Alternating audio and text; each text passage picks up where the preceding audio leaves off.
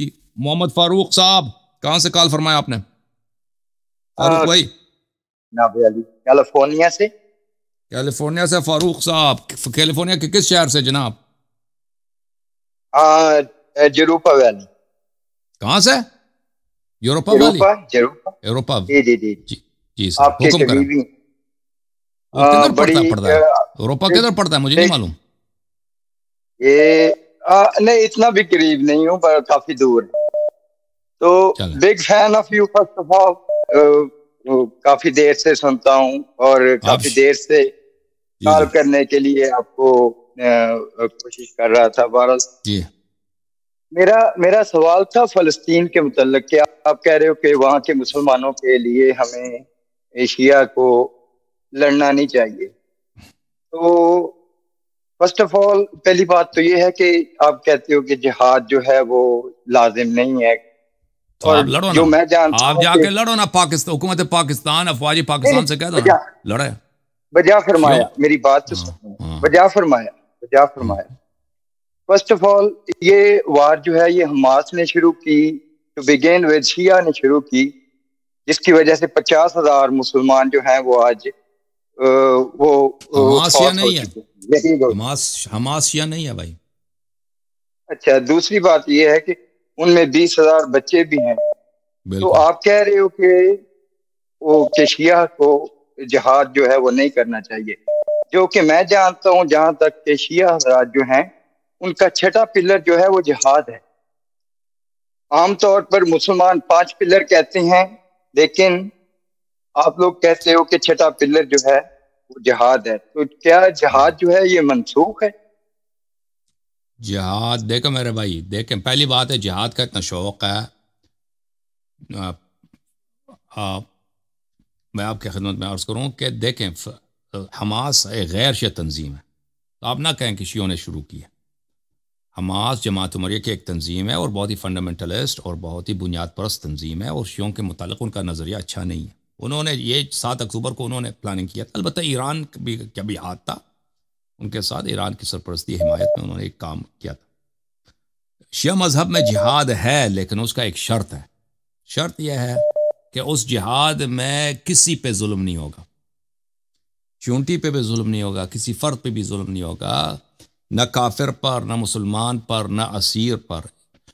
और उसके लिए शर्त यह है कि वो हज़रत रसूल सल्लल्लाहु अलैहि वसल्लम के बिल्कुल सीरे के मुताबिक, हाँ सल्लल्लाहु अलैहि वसल्लम, उसके सीरे से एक इंच, आधा इंच भी आप इनहराफ नहीं कर सकते। ठीक है ना, बिल्कुल उनके अहकाम जारी हों। तो इसके लिए शर्त यह है कि उसका कमांडर मासूम होना चाहिए रसूलुल्लाह सल्लल्लाहु अलैहि वसल्लम की तरह।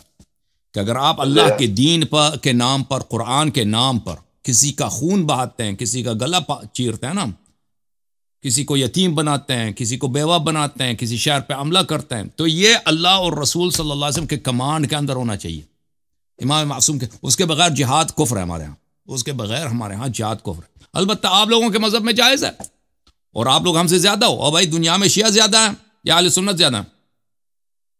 नहीं वो एक नहीं इस तरह ना बोलो। नहीं जवाब दे दो ना भाई, हम ज्यादा हैं आप ज्यादा हैं?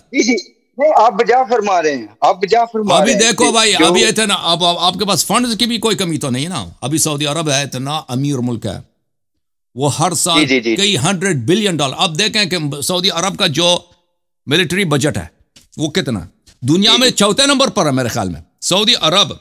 सऊदी अरब की जो मिलिट्री स्पेंडिंग है दुनिया में 4थे नंबर पे या 5वें नंबर पे। टोटली आपके साथ हूं। नहीं, अब मुझे बात करने दो ना भाई। एक मिनट भाई साहब, आप मेरे साथ है तो मुझे बात करने भी दो ना। टॉपिक चेंज हो रहा है ना, टॉपिक चेंज हो रहा है। आप टॉपिक नहीं चेंज हो रहा भाई। आपको रोक रहा हूं भाई साहब। जी आप कहते हैं ना शिया जाके लड़े, शिया क्यों नहीं लड़ रहे? तो हम अर्ज कर रहे हैं कि आप लोग क्यों ना लड़ रहे हैं? आप लोग लड़ो ना भाई। आपकी तादाद, आपके मजहब में जिहाद भी, हमारे मजहब में जिहाद भी नहीं है। एक मिनट भाई साहब, ये देखो, ये Wikipedia list of countries with highest military expenditure. एक मिनट बात करने दो ना भाई। यार एक मिनट फारूक भाई ये मुझे पढ़ने दो, फिर आप बात कर लेना। कंट्रीज के उनकी लिस्ट है कि जिसका रैंकिंग है कि कौन से मुल्क है कि दुनिया में सबसे ज्यादा उनका मिलिट्री एक्सपेंडिचर है, फौजी अखराजात किन मुल्कों के सबसे ज्यादा है मिलिट्री बजट के लिहाज से। ठीक है ना, यहाँ पे मुल्क आ जाते हैं। सबसे पहले यूनाइटेड स्टेट्स है, उसके पास चाइना, उसके बाद रशिया, उसके पास इंडिया, उसने 5वें नंबर पर सऊदी अरब है। 5वें नंबर पर दुनिया में इंडिया के बाद सऊदी अरब है। एक मिनट भाई, बचा फरमाए तो बात करने दो ना।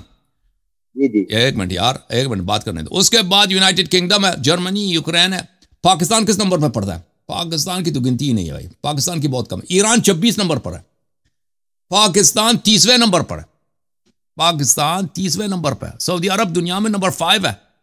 सऊदी अरब का इसराइल के साथ बहुत ही करीबी बॉर्डर है, ठीक है ना।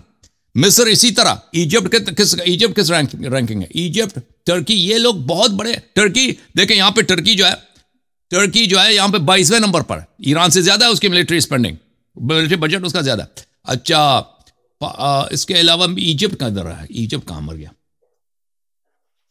इजिप्ट भी ज्यादा। तो अर्ज यह है, शियों की तो बॉर्डर ही नहीं लगती भाई। जिस शिया कौम का इसराइल के साथ बॉर्डर लगता है वो लिबनान है। उसमें सिर्फ 15 लाख शिया हैं यार। ये बेचारे, उनके पास में एयरफोर्स कुछ भी नहीं है, बजट में कुछ भी नहीं है। एक तंजीम है मिलिशिया हिजबुल्लाह, वो भी तो इसराइल ने एक हफ्ते में उसकी बीन बजा दी। उसके लीडर सब जितने बड़े रैंक थे सबको उसने खत्म कर दी, मार दिया। मैं कुछ अर्ज कर सकता हूं? मैं कुछ जी फारूक भाई, बोलें, आप क्यों नहीं बोले? अच्छा जी, हाँ जी। बात यह है कि आपने पहले भी एक बार मैंने आपका प्रोग्राम सुना था जिसमें आपने कहा था कि फलस्तीन जो है उसके लिए शिया को नहीं लड़ना चाहिए। और मैं अगर आपका ये स्टैंस है, टोटली एग्री विद यू। लेकिन बात यह है कि उस वक्त सिर्फ हमास लड़ रही थी, लेकिन आपने उस वक्त भी यही कहा था। लेकिन अब आज आप हमास को डिसोन कर रहे हैं कि जी वो शिया नहीं है। अगर वो शिया नहीं है तो आपका तो इसमें कोई लेना देना ही नहीं है। तो आप इस टॉपिक पे अगर कम से कम मुसलमानों के हक में नहीं बोल सकते तो उनके खिलाफ भी ना बोले। तो देखें, उस वक्त जब हमास लड़ रही थी तो उसकी हिमायत में शिया हर जगह मर रहे थे ना। उसी वक्त भी हिजबुल्लाह जो है, हिजबुल्लाह क्यों इन्वॉल्व हुआ इस जंग में? हिजबुल्लाह इसीलिए हमास की हिमायत में जंग में इन्वॉल्व हुआ था। उसी 7 अक्टूबर के बाद जब हमास की लड़ाई हो गई और इसराइल के साथ, इसराइल ने गजा पे हमला कर दिया, उसके बाद फौरन हिजबुल्लाह ने इसराइल पे हमला कर दिया। तो और ये जो है शियों के इन्वॉल्वमेंट अभी से नहीं है, शियों के इन्वॉल्वमेंट बहुत पहले से है। यानी 1980s से शियों ने इसराइल के खिलाफ जंग शुरू किया है, 1980s से जनूबी लेबनान में। और उसके अलावा अगर आपको पता होना चाहिए कि शियों के नज़दीक, यानी जो शिया अवाम है, शिया उलमा है, उनके नज़दीक दुनिया का सबसे अर्जेंट, सबसे अहम जो शियों के लिए महाज है वही इसराइल की महाज है कि क़िबला अव्वल को हमने आज़ाद करना है, फ़िलिस्तीनी भाइयों को हमने आज़ाद करना है, हमने जाके क़ुद्स में नमाज पढ़ना है। इस तरह की बातें, ये बहुत आम चीज़ है। यानी ये अगर आपको शिया कम्युनिटी का नहीं मालूम, शिया के अंदर जो कन्वर्सेशन है, जो डायलॉग है शिया कम्युनिटी में, कि आप, ये एक तयशुदा बात है कि शियों का, यानी शिया उलमा के नज़दीक और शिया लीडरशिप के नज़दीक कि शियों का सबसे अर्जेंट, सबसे अहम कौमी मकसद क्या है? फ़लस्तीन को तबाह कर दो, वहाँ पर इस्लामी हुकूमत बना दो भाई, क़ुद्स को आज़ाद कर दो। ये हम इसके खिलाफ बात कर रहे थे। आप समझ रहे हैं कि अब 7 अक्टूबर के मुताल्लिक़ हम कह रहे थे? नहीं, सिर्फ 7 अक्टूबर नहीं, उससे पहले है इसराइल, शियों का इसराइल के साथ झगड़ा, और उसके बाद भी है। समझ में आई ना बात आपको? ये तो एक नहीं, आपकी बात मैंने सुनी है। ये तो एक फिर पॉलिटिकल स्टैंड है, पॉलिटिकल नहीं है। देखें आपको बिल्कुल, आप बेखबर हैं इन बातों से। बात समझाऊं आपको। देखें कई सालों से, आपको पता नहीं है, कई सालों से, अभी से नहीं, कोई कम से कम कोई 10-12 साल से इसराइल सीरिया शाम में ईरानी अहदाफ को निशाना बना रहा है। ईरान ने वहाँ पे बहुत कोशिश की है कि वहाँ पे मिलिट्री बेस बना दे, वहाँ पे मुख्तलिफ मिलिशिया बना दे, वहाँ पे अपने हेडक्वार्टर्स बना दे। तो बहुत अरसे से, आपको पता नहीं है, आप ज़रा सर्च करें ना गूगल पर कि लिस्ट ऑफ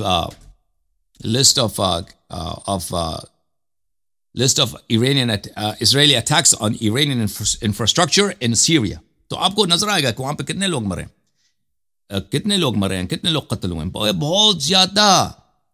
और आपको ये पता नहीं है कि यानी खामेनी साहब की लीडरशिप का एक बहुत अहम जुज़, बल्कि सबसे उनका बड़ा जो मिशन है वही है इसराइल की नाबूदी है, कि इसराइल को तबाह किया जाए। तो हम यही कह रहे थे कि भाई 7 अक्टूबर से पहले, यानी मैं कई सालों से कह रहा हूं कि भाई ये शियों का जंग नहीं है। जी जी जी जी, ऐसे ही है। लेकिन वो मैं जो कह रहा हूँ, मैं जिस नजर से देखता हूँ, मैं समझता हूँ कि ये एक पॉलिटिकली रेलेवेंट रहने के लिए मुसलमानों के दरमियान, क्योंकि अगर आप इसराइल के खिलाफ नहीं बोलोगे तो मुसलमान आपके पीछे नहीं होंगे। तो यही मैं समझता हूँ कि एक मैं पॉलिटिकल मानता हूँ स्टैंड है आपकी इन बात, लोगों का। मैं मानता हूँ, बिल्कुल आपकी जी बात जी सही है, जी जी बिल्कुल बात आपकी सही है जी कि आलम इस्लाम में जो भी हीरो बनना चाहता है, जो भी उसको पॉपुलैरिटी गेन करना चाहता है, वो इसराइल के फ़लस्तीन के काज को आगे बढ़ाता है। ये बहुत बहुत दफ़ा हुआ जी है। जी जी। जमाल अब्दुल नासिर ने यही किया है, अभी सद्दाम हुसैन ने यही किया है, मोहम्मद क़ज़ाफ़ी ने यही किया है, खुमैनी साहब ने यही किया, खामेनी साहब ने यही किया। और ये सब लोग क्या वाकई जी जी मुखलिस जी। हैं? क्या मुखलिस हैं कि या कि इसराइल को, मैं ये फ़लस्तीन को आज़ाद करना चाहते हैं? इसमें इसमें सवालिया निशान है, क्वेश्चन मार्क है, ठीक है ना? तो ये जो ईरान कर जी जी रहा जी है, आप सियासी मकासद के लिए कर रहा है या वाकई मुखलिस है, वो अलग बात है, मुखलिस। नहीं। लेकिन ये जी जी अर्ज ये है, जब हम इंटर शिया डायलॉग करते हैं ना, शियों के दरमियान गुफ्तगू करते हैं, तो हम ये कहते हैं कि भाई ये शिया कौम की मसलहत में नहीं है, ये शिया कौम का मफाद इसमें नहीं है, और ये अहले बैत अलैहिस्सलाम की तालीमात भी ये नहीं है, ठीक है ना? हमारा अर्ज ये है। हाँ, जमात मुखालिफिन अगर वो करना चाहें, जंग करना चाहें, बिल्कुल वो आज जाके करें ना, इसराइल करे, पाकिस्तान करे, हमें मना तो नहीं करते कि आप ना करें, बिल्कुल कर लें भाई, आप कर लें, आप नहीं, ठीक है ना? मुसलमानों के लिए, हाँ, मुसलमानों हमारे के लिए तो ये हम चाहिए। आपको तोहफे ये भी दे देते हैं, हम हमारे 2 तोहफे आपके पास है, एक शहनशाह नकवी, एक जवाद नकवी। इसराइल के साथ जंग करना, इनको भी साथ लेके जाओ हमारे शियों की तरफ से, नहीं ठीक है ना भाई? नहीं नहीं नहीं, होना भी नहीं चाहिए इनको इन्वॉल्व। मैं क्यों नहीं, समझता हूँ आप क्यों नहीं होना चाहिए भाई? आप लोग, ये आपकी तादाद ज्यादा है, आपके मिलिट्री बजट सबसे ज्यादा है, और भाई मैं तो ओन खिलाफत भी करता हूँ, मैं आपने तो इस चीज बनाना है, पैगंबर के बगैर को आपने इंशाल्लाह। जिहाद भी, आप लोगों ने दुनिया में हमेशा मचा दिया कि जिहाद करना, जिहाद करना, तो आप जिहाद कर लो ना इसराइल से। नहीं, जहाद तो बिल्कुल वो, क्योंकि वो जो है ना जी कि मुसलमान जो है सारी दुनिया में वो एक जिस्म की तरह हैं। अगर एक जिस्म का एक हिस्सा दर्द करता है तो सारे जिस्म को आराम नहीं मिल तो सकता। अभी पाकिस्तान तो को क्या हो गया भाई? मैं तो समझता हूँ। कश्मीर में आप लोगों ने जिहाद तर्क कर दिए भाई, ठीक है ना? काशगर में आप लोगों ने जिहाद तर्क कर दिए, चेचनिया में आप लोगों ने जिहाद तर्क कर दी, फलस्तीन में आपने जिहाद का ठेका शियों को दे दिया भाई, ठीक है ना? वो जी क्या जी हो जी गया जी। भाई तुम्हारे दीन को? नहीं, दीन को नहीं, ये दीन को कुछ खादिम नहीं हुआ। हरमैन ये बाकी आता है ना, सिर्फ खादिम पॉलिटिक्स, हरमैन, भाई हरमैन को ये झाड़ू देता है भाई, कोई जिहाद का क्या बना? पॉलिटिक्स पॉलिटिक्स है जी, ये पॉलिटिक्स है। जिहाद, इसमें इस्लाम का या जिहाद का कोई तल्लुक नहीं है। जिहाद जो है वो यानी वो नेशन को, इसीलिए ये जो शिया सुन्नी का ये फितना है, इसमें मैं समझता हूँ कि मुसलमान जो है डिवाइडेड है, इसीलिए आज तक कुछ अचीव नहीं कर पा रहे।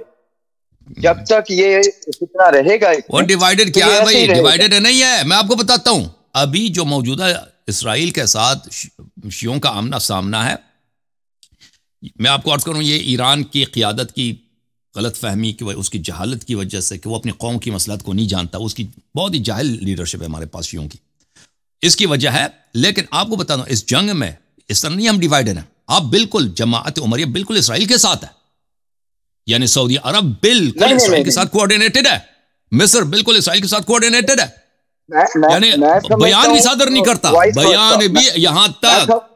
हाँ, अभी देखें आपके जो कंट्रीज है, अहम कंट्रीज है, जॉर्डन है, सऊदी अरब है, इमारात है, इजिप्ट है, ये लोग ये अल्लाह से चाहते हैं, ये इनकी दुआ यही है कि इसराइल जल्दी से जल्दी ईरान पे हमला कर दे, ठीक है ना?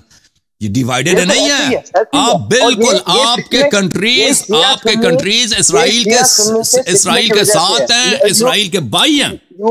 जमाअत उमरिया के अहम कंट्रीज इसराइल के साथ इस तरह भाई हैं ईरान के खिलाफ। You are proving my point, आप मेरा पॉइंट प्रूव कर रहे हैं, क्योंकि ये जो फितना है शिया सुन्नी का, इसमें आके जो सऊदी हैं वो इस्तेमाल करते हैं शिया के अगेंस्ट को, देखिए ये शिया कार्ड खेलते हैं।